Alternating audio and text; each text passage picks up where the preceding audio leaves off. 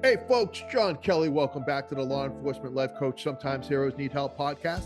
This podcast is being brought to you by On Target Claims, where their motto is on target from setback to settlement. Now listen, a little background. I've worked with these guys on the job, on the street for over 25 years, man, and they have always done the right thing and have always had my back. Now, in this second chapter, let them have your back, right? You wouldn't go to court without an attorney. Why would you go up against an insurance company without representation, right? They represent you, the policyholder, when you go up against an insurance company submitting a claim.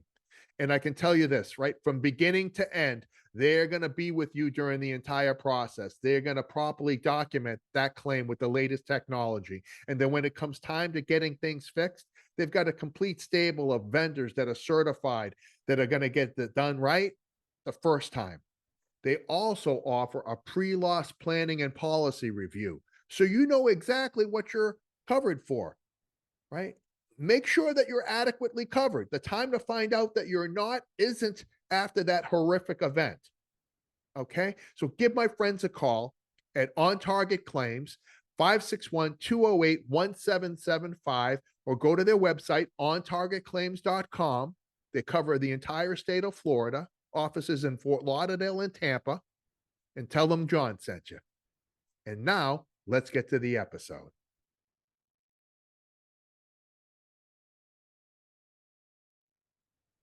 Hey, folks, John Kelly. Welcome back to the Law Enforcement Life Coach Sometimes Heroes Need Help podcast. Listen, it is 7:30 Eastern time. 2 more hours and I'm in bed. All right. So we got lucky on this one. I'm sitting down with Jessica Flores. She was on the job for a bit and then she wasn't. And then she had to figure some things out.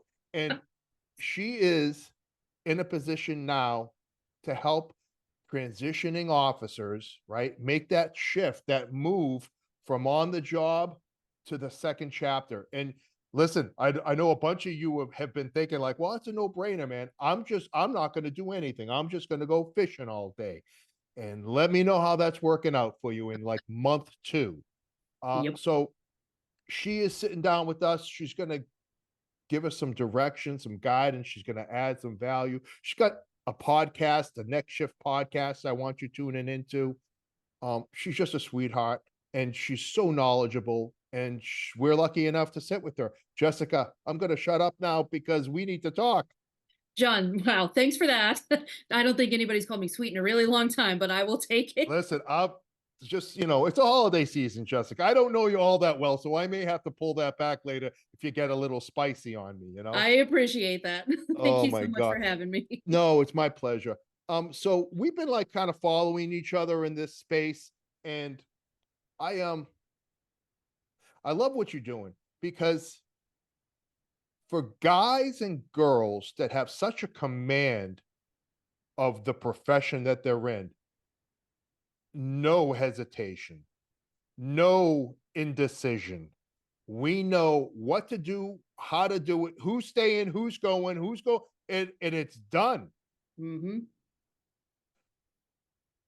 Take us out of that environment and we're idiots. We're morons. We don't know how to walk and chew gum at the same time. And so, I want you, if you could, tell us a little bit about your background and how you got doing what you're doing. And then geez, I got a legal pad full of questions that I want to throw at you. No pressure. Okay. None, none. I will try to give you the Reader's Digest version. So all the way back at 21 years old or 20 years old or so, I thought, I think I want to be a cop. And I was from this little small town, middle America. I graduated with like 40 people in my class. So, I mean, Wow. small town. Yeah. Kansas City, however, is very close to us. It's the biggest city around at that time, around 500,000 people, but also a very violent city.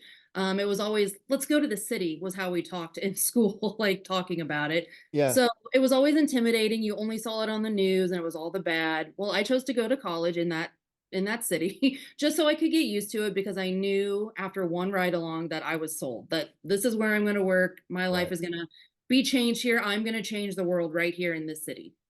So I thought, as a Yeah, young no, 21 year old. that's a great idealistic, right, viewpoint to have when you're getting into this profession.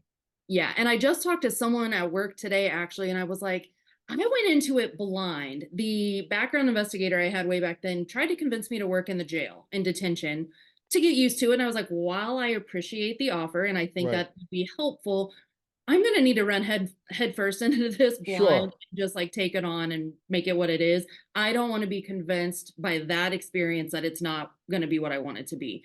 So I went in it. I did 4.5 years at Kansas City. Halloween of '09, I was shot at. And the way my department responded to that really made me doubt. Like the citizens, I already knew they hated me just for the uniform I wore. I knew I wasn't making a difference there. But when my department asks, did she feel like a victim when I felt 3 bullets fly by my head, was very disheartening. I had to take my own report for the assault on myself.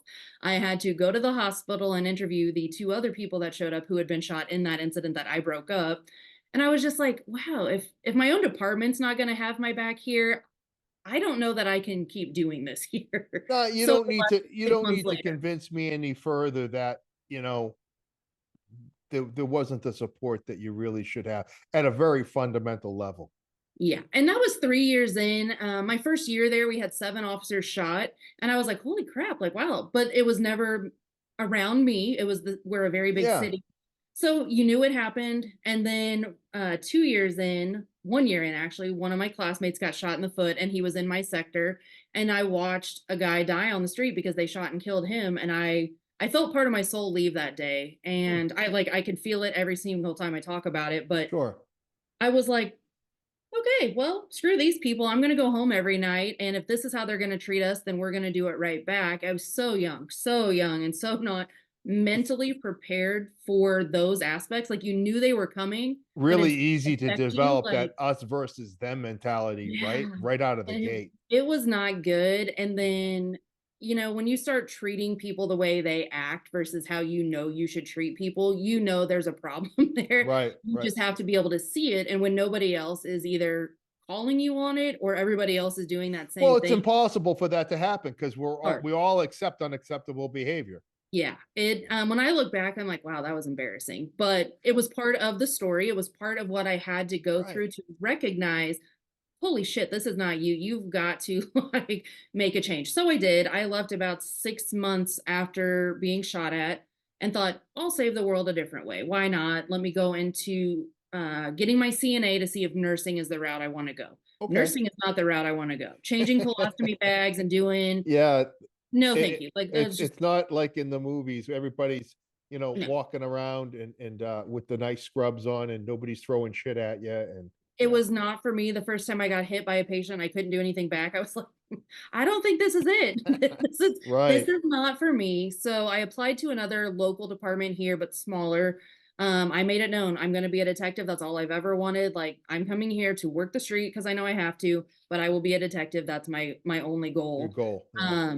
I got detective a year and a half in, and then I saw a need for leadership because there wasn't a lot of that. I didn't feel, and I knew my big city experience with now my detective experience combined would really be beneficial. And wanting to help young cops coming into this profession really have a really grounded head about them because I knew I lost that at some point. Sure. Yeah. And I just think after being a detective, you learn so much about just how to treat people, about scenes, about all the different things. And I was like, I You're a think I little more invested in the whole process.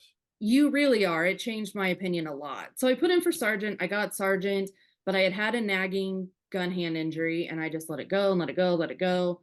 After about a year, I was like, dude, I can't even hardly grip my gun anymore. Like, I can't grab people the way I'm supposed to. I've got to get this looked at. I was told a quick and simple surgery would have me back to good as new in about 3 months. I was like, okay, I guess that's fine. Right. 6 months later and different therapies and second opinions later, and no, it still was not good. And finally, like I had to just call it quit. Like I'm not going to be able to grab my gun or somebody, and I can't go Right. out there and put Yeah, myself in more danger that or can't be the others. reason why somebody gets hurt, right? Yeah, yeah, I would never be able to live with myself if Right, that right. happened. So my husband now was moving out of state for a different department. We decided I was also going. It was just one more nail that God was like, "Yep, we're done. We're Yeah, the done. timing of it, kind of. Yeah, okay. So I accepted that. Well, I thought I accepted it. And then I tried to get hired at different places, and nobody saw my value and what I had just lived through for 10 years. Or Right. that was very defeating. Like you said before, like our confidence is almost we don't know what to do when we don't have law enforcement. And as much as I thought it wasn't my identity anymore, I thought I had done the work to make sure it wasn't. It very much was my identity, and I crumbled for about 2 years in a pity party of, I don't know what the heck I'm doing. I don't know who I am. I don't know what to do. Why don't people see my value? It was just one of the hardest times of my life. I thought I'd lost everything, even though I knew I didn't lose everything consciously. It's funny. So, funny, not funny. Um, our guys in the military, they're in charge of multi-million dollar pieces of equipment, right? Right. They have the same power, in charge with many of the same responsibilities when it comes to taking a life, and the command of squads and companies and platoons and divisions. And now they're not. Now they're just some guy, and Yep. they struggle with this transition as well, don't they? Yeah. Holy smokes. So You look so like you were going to continue. talk, so I was like, let me not go No, there. I just as you're talking, it's like, yeah, and that's another segment of our population who are awesome when they're doing their thing, when they're doing their jam, when you're the soldier, when you're the guy, you're shit hot. And When there you're were no when I got out, it was about 7.5, almost 8 years ago. I can't believe that. But there were no resources. And if there were, I definitely didn't know how to find them or where to right, find them. It wasn't like your department's like, this really sucks for you. Here's some resources to help you through. That is not no, what happens at all. no, that You're doesn't happen, literally, Jessica. That doesn't happen when you normally retire under ideal situations. yeah. And it was almost, I didn't get to keep any of my gear, nothing a memento that says, "Hey, you made sergeant by the time you were 30 years old." There was nothing that was like, "Thanks for your service." It was literally a handshake that said, "Thanks for your service. See you later." And I that was almost like, "What?" And Mm, then, we're in policing, we're part of that something bigger than ourselves. The camaraderie piece is another one that most of us miss a whole lot, because it's sure, these are the people that get me. These are the people who understand me. right. And when that's gone, initially maybe some people check on you here and there, but life goes on. They have their own thing. Can I tell you a story? Yes, please. I got a little sad the other day. Poor guy. I didn't get invited to the Moda Christmas party. I started the fucking Moda Christmas party, Yeah. and I've only been gone 2 years. And I was just like, my wife was like, "What's wrong?" I go, "Nothing." She goes, "What's wrong?" I go, "No, it's not. It's no. I'm not upset, but I'm a little disappointed because I fucking started that thing. I brought everybody together.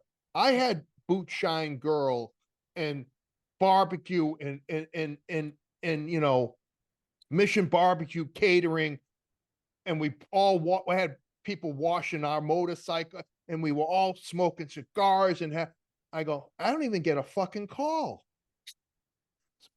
So, but you to your point, like you can be that guy, and then you're a fucking ghost. It really feels like you're a nobody. The people who you worked with, again, they have their job to keep doing. You're trying to figure out what the hell you're doing next. Your family doesn't really get it because they've only really seen you as that person who Yeah. understands and can do anything. And now they're like, what's wrong with you?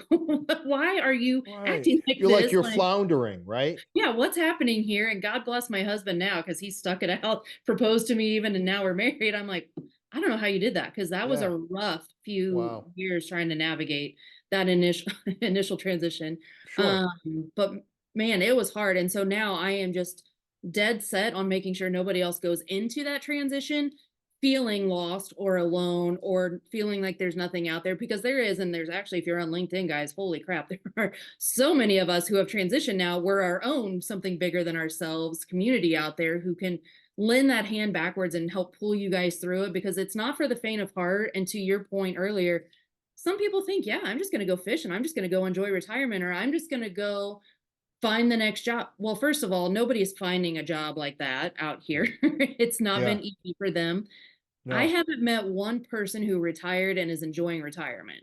They have all gone to something else and Right. are doing something else. And I'm like, can I just find one of you that are enjoying life now after all that work that you Yeah. did? But I Yeah. can't. Well, see, this is the thing. Netflix had a thing. It was a special, and they tracked like these people that live to be 100, They weren't cops, centennials. that's for sure. One, they weren't cops, and two, they didn't live in America. They're fair. Right. But the thing that I thought was fascinating, they broke down like what are all the characteristics of these people that have so much quality of life into their hundreds, right? They don't retire. Yeah. They always have a purpose, meaning, and community. And I'm like, hello, Hello. Yeah. right? I was just like, there it is. And when you retire without a plan, you lose purpose, community, and all the thing and your identity. You can say that I don't identify. Listen, you do. Doctors, if you're a doctor for 30 years, Yeah. Anyone in a service-based industry, because plenty of people have come up and said, "Ooh, next shift could be for doctors or nurses or military." I'm like, the information can help them, sure. That's yeah, not my main focus. It's definitely law enforcement for now, and then all first responders, including our families, the ones often forgotten about because right. No, no, yeah, they that's need some help huge. through this transition as well. That it is not for the faint of heart. Jessica, that is so insightful. Um, because that's our support network, right? Or at least it should Yeah. be. And the one we set aside for the Yeah, larger portion we've of our shit career. on them for 30 years, Yeah. and now when we should be, when this is the payback time, like I don't have a detail to go to, they don't want to be around you because you're miserable because you've lost so much in this transition. Well, and even in it, I think being out of it now for so long, and my husband is in it. So it's great that I understand part of it, but talking to so many people and seeing it myself is you have to learn how to be around each other again. For the most part, you're not. You're sleeping and working and going to details and Right, doing, you're not around your family as much as you should be. And one thing I've learned, guys, is the job is the job. Your family is going to be the ones there at the end of it. It's not going to be your job. That's, right. Yeah. you're leaving that one day. And honestly, your family could leave depending on how this Yeah, if you transition don't play your goes. cards right. Yeah. Right? Yeah. But just even communication, how important communication is, decision making. I get home from work and I don't want to make a damn decision. I need you to do it. But wait, you've been doing that all day with the family here at home. Like, oh, I should respect that. Or, hey, I'm going to need 30 minutes when I get home to myself. Just say that. For gosh sakes, talk about that. Have that conversation and just be open. Don't just shut them out and be like, I'm pissed off. I don't want to talk to you. No, I need to whoosah Right. for Yeah. a second and let that be a thing. Or you have a really hard day and you see some really tough things. Hey, it was a real rough one today, and I'm going to need to like decompress from this for a Yeah. second. Have the conversation and save your freaking family from having That's, to I guess mean, about what you saw. I'm pretty sure you attended one of my seminars because like that's what we talk about. I mean, we get fed a lie that work is our family, and we Yes. buy into it because that family's easy. You don't have to do shit to be accepted in that family. And so you end up trading. You end up, you know what? You end up caring more about work than you do the real family at home. And that's the lie we believe because it makes, for the time being, it makes life easier for us. And I will tell you, like, it became apparent to me when I got hurt, and my doctor was like, let's try a brace and just see if we can get your wrist set back. You won't need surgery. 2 weeks. That's all I need from you. I was like, okay. But it encapsulated my thumb. There was no way I could work with this brace. I had Gotcha. been for 2 years wearing a little one and ripping it off on the way to my calls so that nobody would see a brace on my hand and we could do business if we needed to. But as soon as I told my HR department, hey, he needs me in this specific brace, 2 weeks, let's see if it works. Oh, you can't work like that. You need to take your short-term disability. There was no like, hey, you were just a detective. Let's let you work some of those cases out, or let's, We could put you back, yeah, anything light duty related. None. I was like, so for 2 years, me ripping a brace off my hand and going to calls and staffing this spot was okay. But now that I need 2 weeks to see if it'll fix itself, you're telling me I can't work. So that was the Yeah. second time a department really shit on me when I Yeah. was in a spot that I was like, I just don't, There's a pattern here that yeah, I'm not catching. I don't think that they care about me the way I thought my department cared about me. Yeah. Weird. It's you know what? You They care about you for as long as you serve their purpose. 100%. And I am not shit talking police departments. Please No, don't get it's me wrong. listen, it's a reality of the culture. And I'm glad there are more people speaking out about it. It's actually one of those things I found so much freedom getting out, the things I could say and the things I could talk about. And as time goes, I feel far more confident talking about them.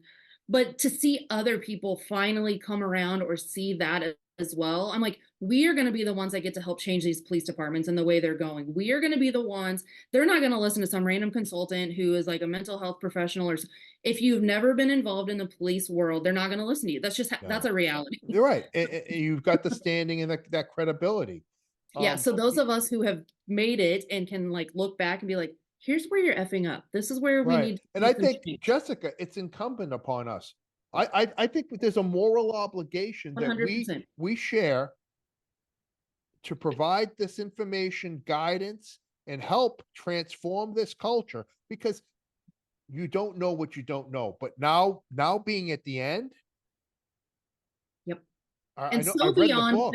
yeah, so beyond thankful for my experiences, so Yeah. incredibly proud of my experience as a cop to have that, to have done the things I did. Very, very, very proud of that.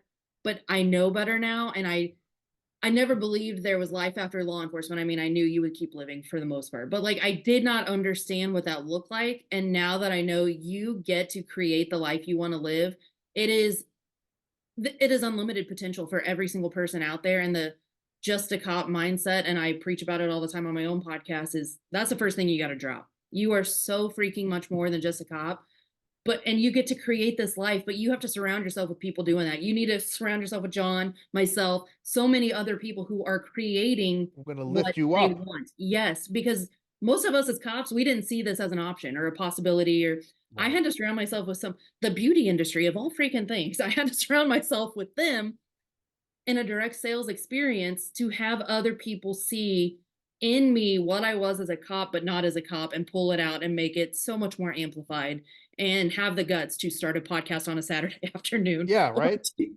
or to come on a show with John Kelly, like all the things. But It's I just didn't have that confidence when I got out because I That's was like, awesome. I don't know who I am. I don't have a voice right now.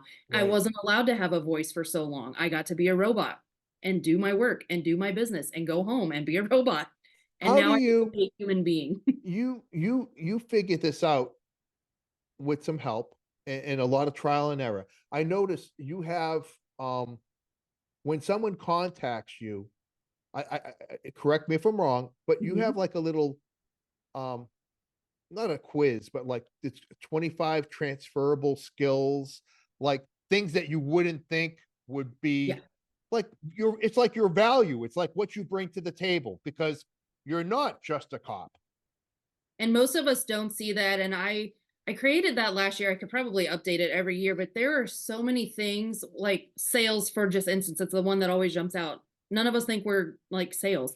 We talk to people all freaking day long of all walks of life. Right, We've talked people into handcuffs, most of us. We've right, talked our way into a car. We have gotten consent for things we definitely shouldn't have gotten consent for. We right. get confessions from people during interviews.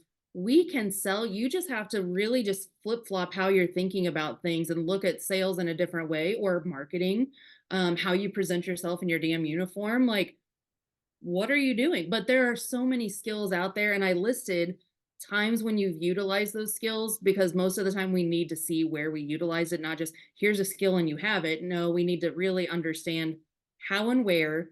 And then we're confident to talk about it. We're confident to go into that interview with whoever out there and be like, yeah, I've got X, Y, and Z. And here's the examples of what that looks like. Right.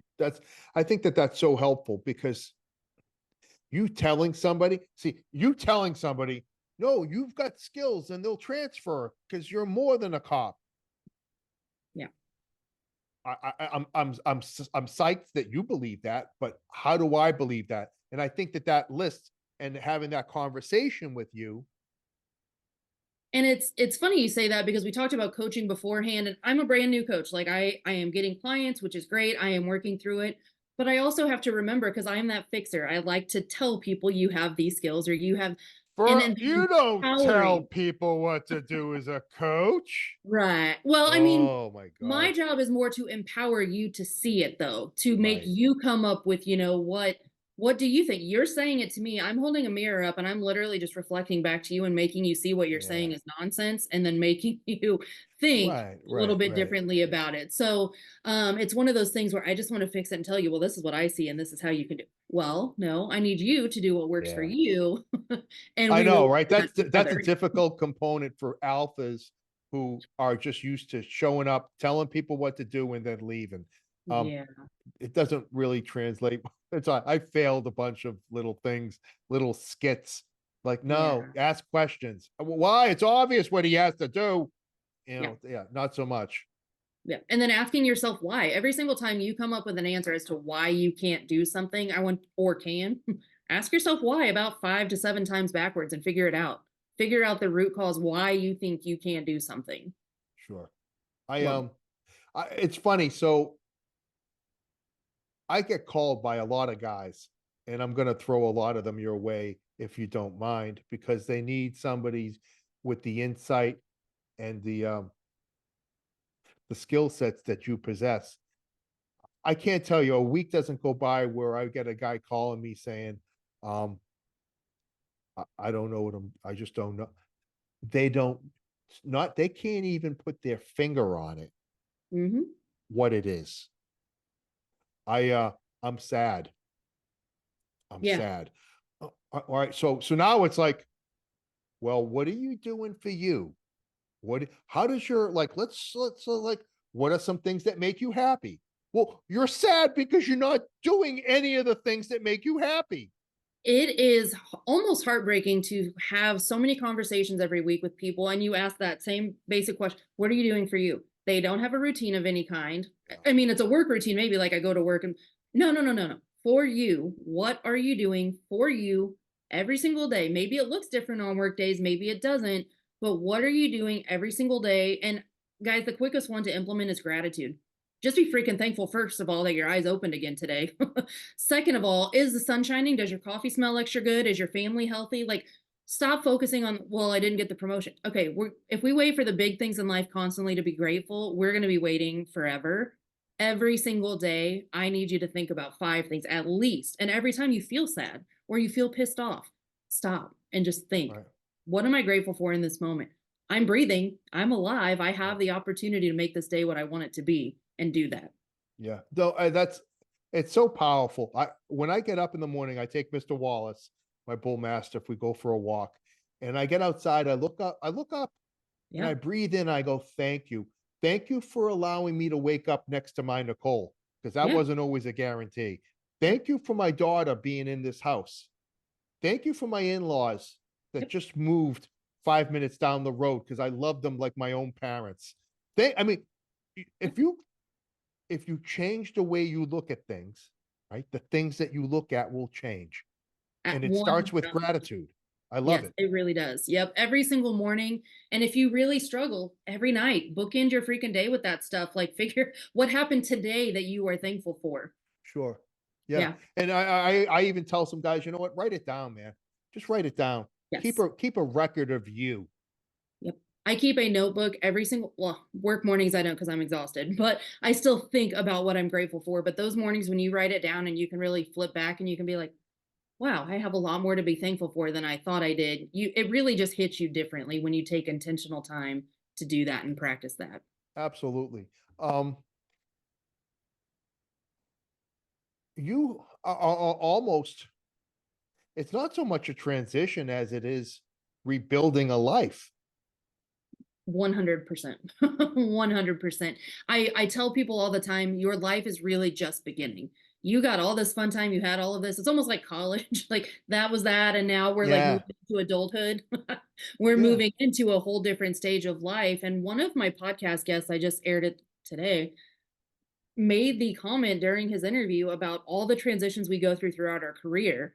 And I was like, I don't think any of us see it like that. We went from the academy to patrol for the Yeah. first time to whatever other unit we might go to whatever rank we might hold. We're used to transitioning. We just don't see it as a transition because it was staying in that realm of what we were comfortable with.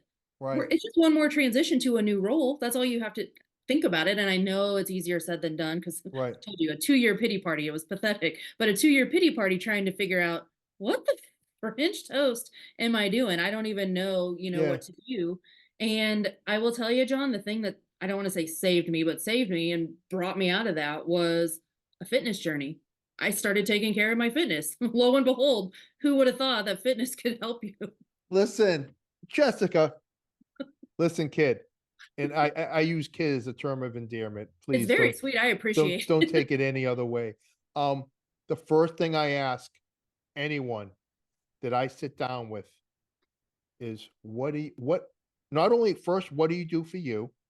And there's nothing that they do for themselves. And then it's what's your exercise routine look like? I get fucking blanks. I go, listen, it's not rocket science. We know that when you move, when you exercise, chemicals get released. They make you feel better. And so, why are we not doing that immediately as a quick fix to at least get you feeling better about yourself? Yeah. And I will tell you, as someone who had a wrist injury, and I mean, to this day, I still can't do things I should be able to. I can't hold certain weights. I can't do push ups like I should be able to.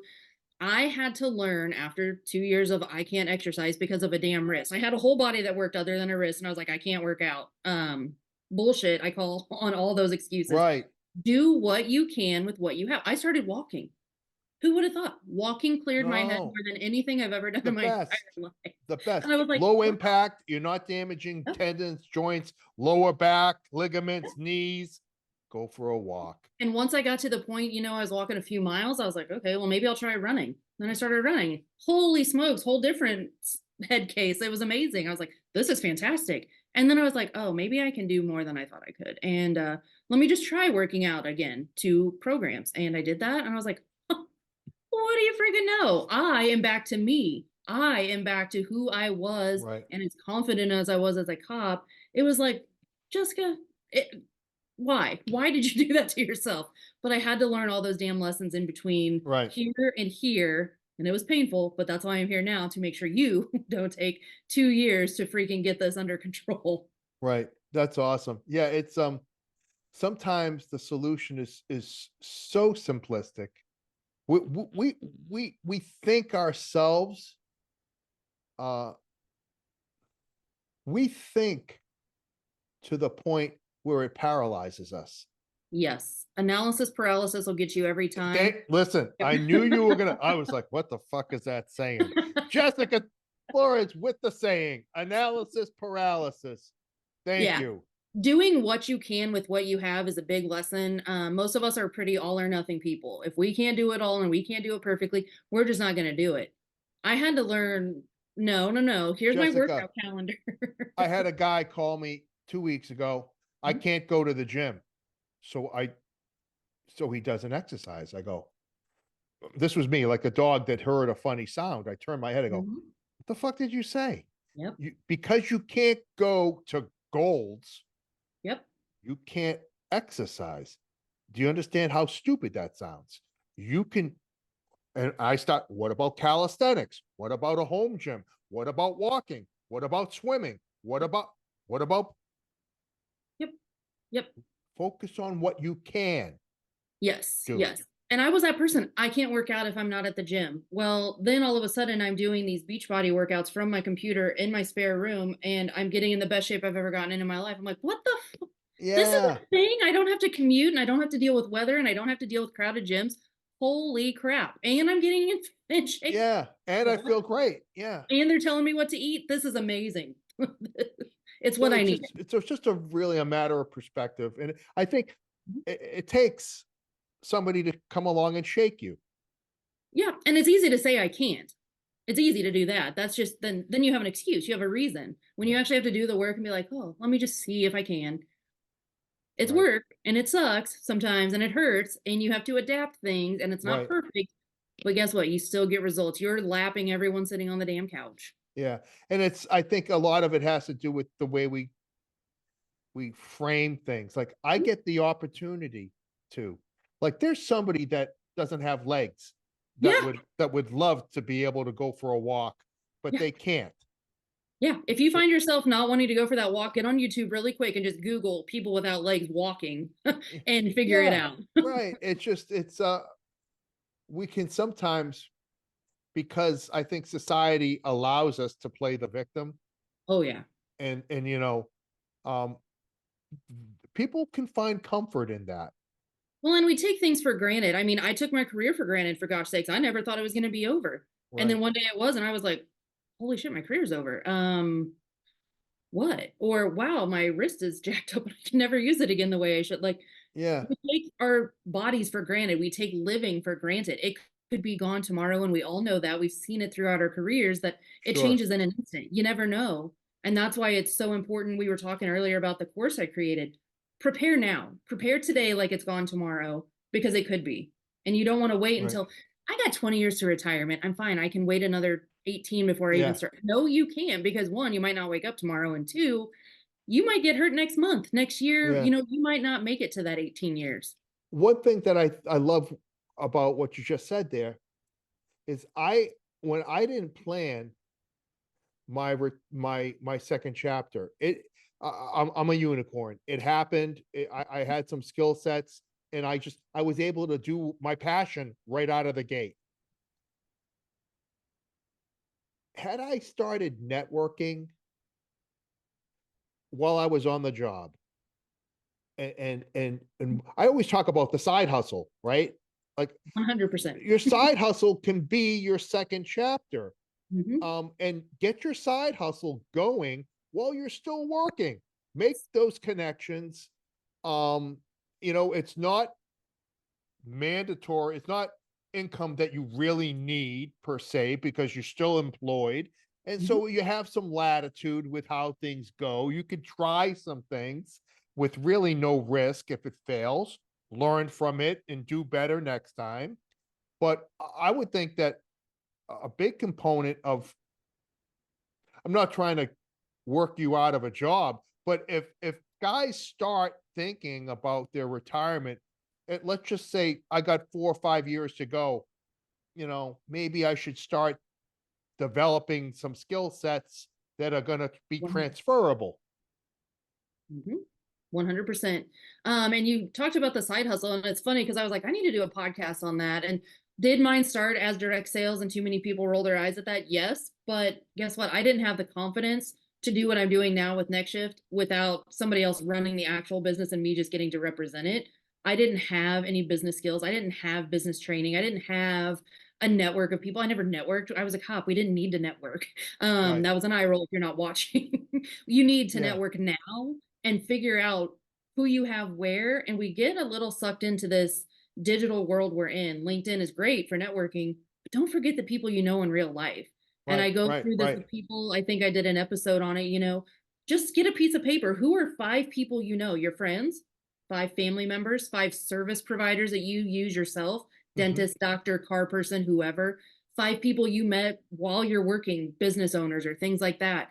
Who are people you have helped in your career? Just list 5 of them. List 5 friends that you trust to be like, dude, the next chapter's coming. Like, I'm trying to network. Who do you know in these air? Make a list and have those people, and then watch your web just expand and really get to know. There's a lot more opportunity out here than I thought there was, and a lot more Right. people. And then start having genuine conversations with people about what's next could look like. That's some great advice, kid. It sounds like you might have you learned a few things along this road. Just a few. Yeah. And you know what's great? This is what I love. You're paying it forward. See, you learning that and not sharing that, that's a crime. Yes. Dean You Graziosi, I think, says that. He's like, you learn things, it is your responsibility to share it. And I'm like, dude, how many things do we learn? And I went through this with other clients. Hey guys, how many things have you fought, battled, and won? Right. List those out, because that is what you can now help others do. Absolutely. Absolutely. I think that's why we're here. 100%.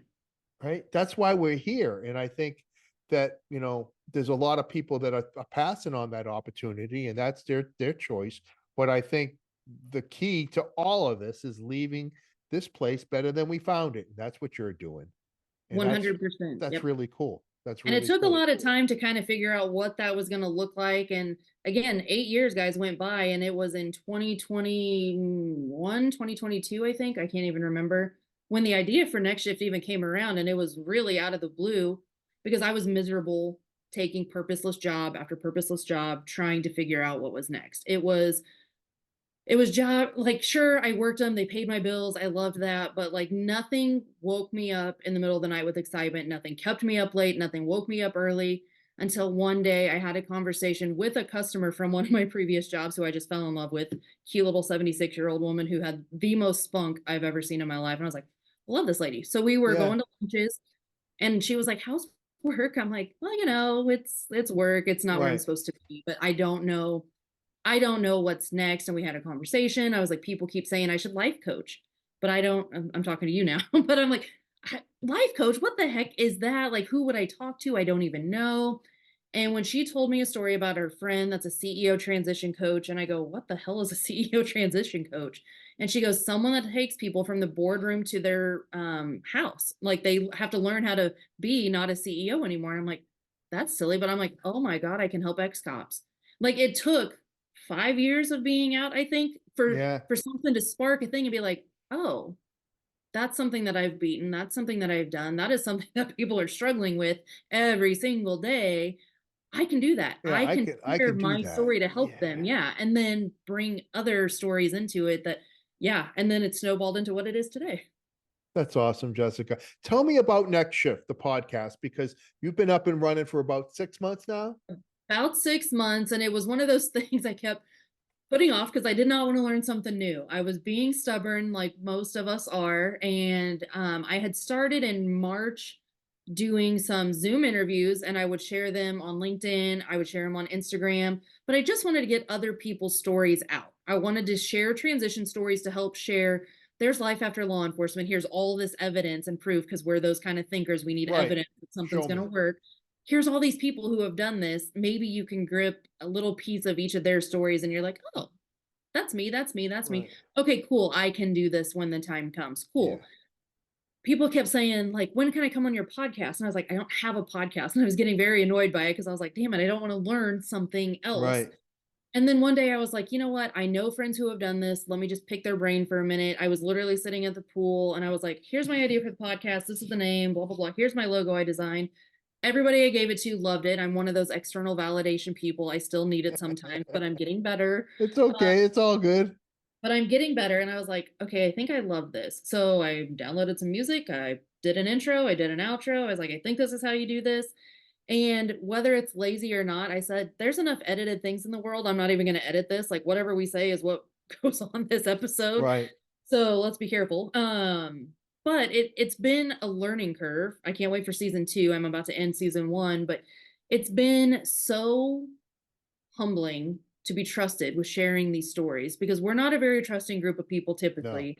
And to have people either reach out and say they want to share their story, praise to them because that is not something most of us are willing to do. Right. But you show up as yourself every single day, me included.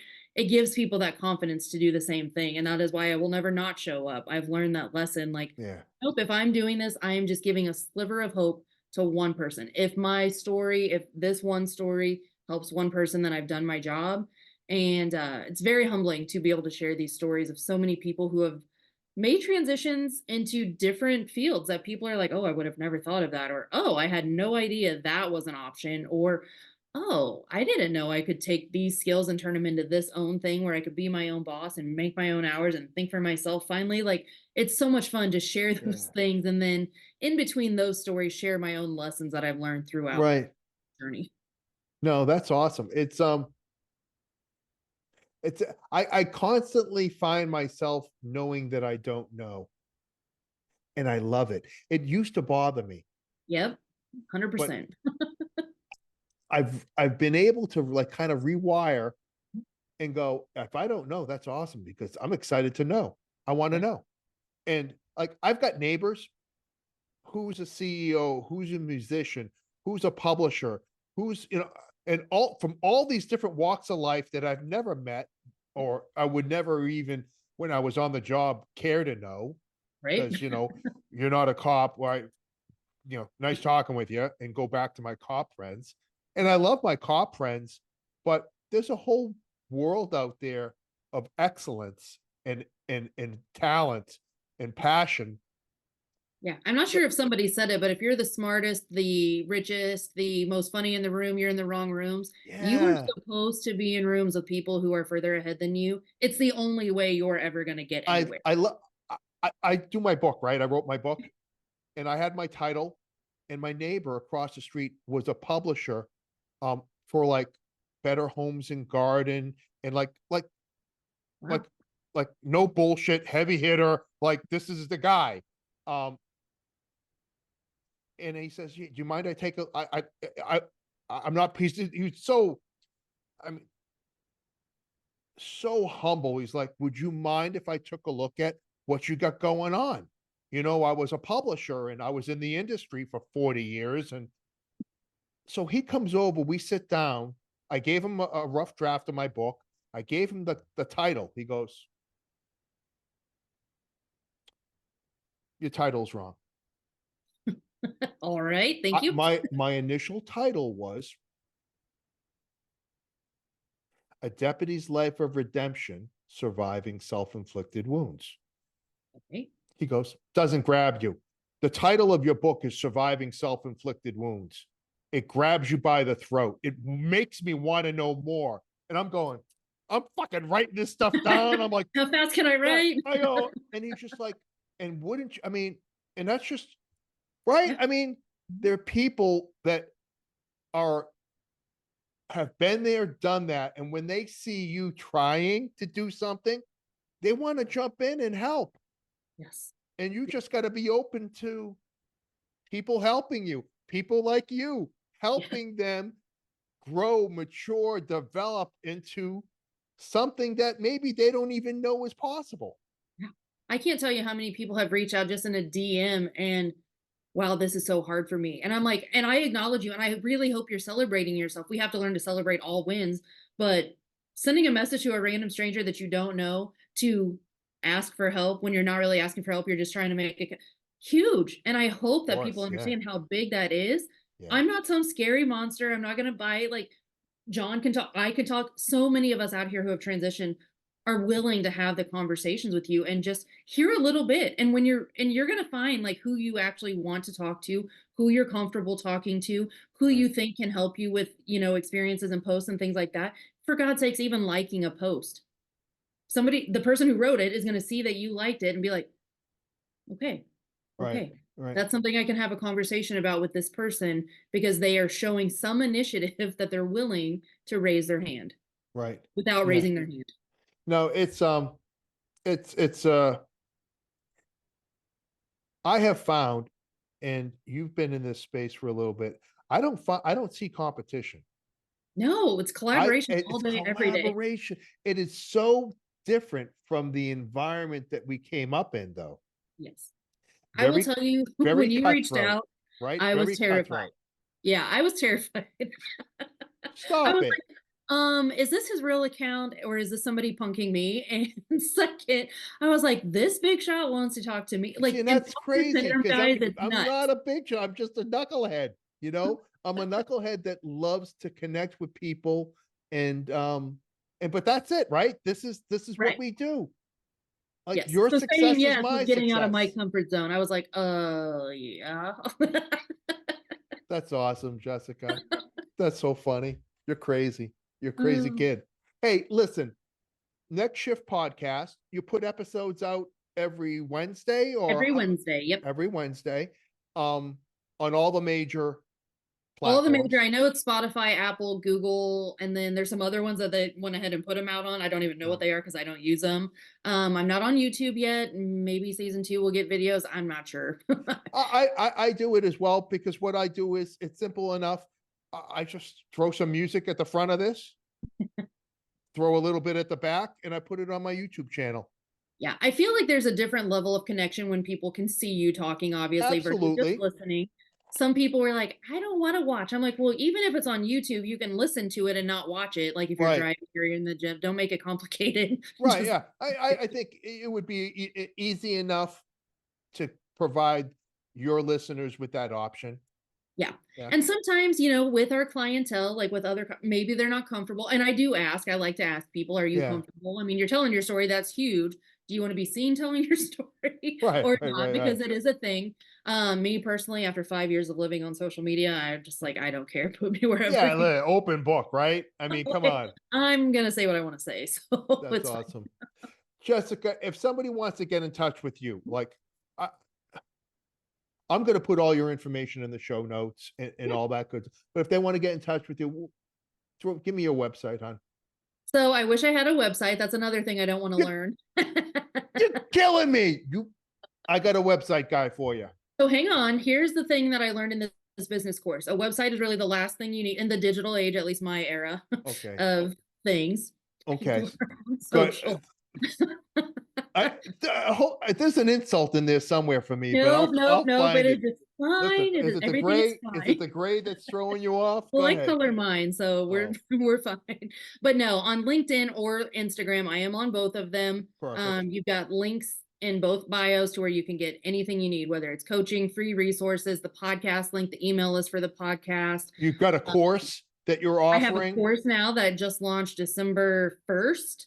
What else is on there? There's a form that is very helpful actually because it helps keep me relevant with what people are facing. I don't know if it's still called market research form, but maybe the next shift form. I can't remember. But you Okay. fill it out and it's just a questionnaire where you're telling me about, you know, your story. How long were you in? How long have you been out? Have you adapted? Do you think there's any resources that would have been helpful? Is your spouse in law enforcement or not? Are they willing to talk to me about their perspective? Because again, that's something That's that I'm going to huge. share more of in the season 2 of the Next Shift podcast, but also in my content because man, we just don't always treat our family the best when we're in this job and they've No, that's be recognized unfortunate. for their sacrifices. Yeah, we're blessed if they're still around at the end because the way we shit on them, Yeah. not everybody, And but unintentionally, it's not like we're trying. yeah, We just we don't didn't, also know better. We're not trained. We're not trained to be a family person. Like we are trained to be a robot at work and do our job and live for the man. And that's just not it. yeah, no, it takes far more energy and intent to Yes. be the person that you need to be at home. And often we don't give that mission the importance that it deserves. So I'll put all your information in the show notes. Jessica, I got a big ask though before we leave each other. Um, some words of wisdom, something that you'd like to leave the listener with from you to them, and it can be anything. Well, I really wish I had thought about that a little more, but I'm going to go back to just reminding them that they're more than just a cop and we've got to dig down into that. It's not easy work and it's not fun work. And sometimes it's really painful work. And you can do it on your own. I'm not asking you to go out and seek a therapists are great. Coaches are great. Mentors are great. But if this is things that you're just not ready to do that and you can sit and you can reflect, I want you to get to the end of your career, whenever that is, and be able to say, I am all of these things and recognize yourself and applaud yourself for everything that you do every single day and all that you are to so many people that you're not giving yourself enough credit for. Ladies and gentlemen, Jessica Flores. I love it. It is absolutely been my pleasure. Absolutely my pleasure, sir. And that's that, kid.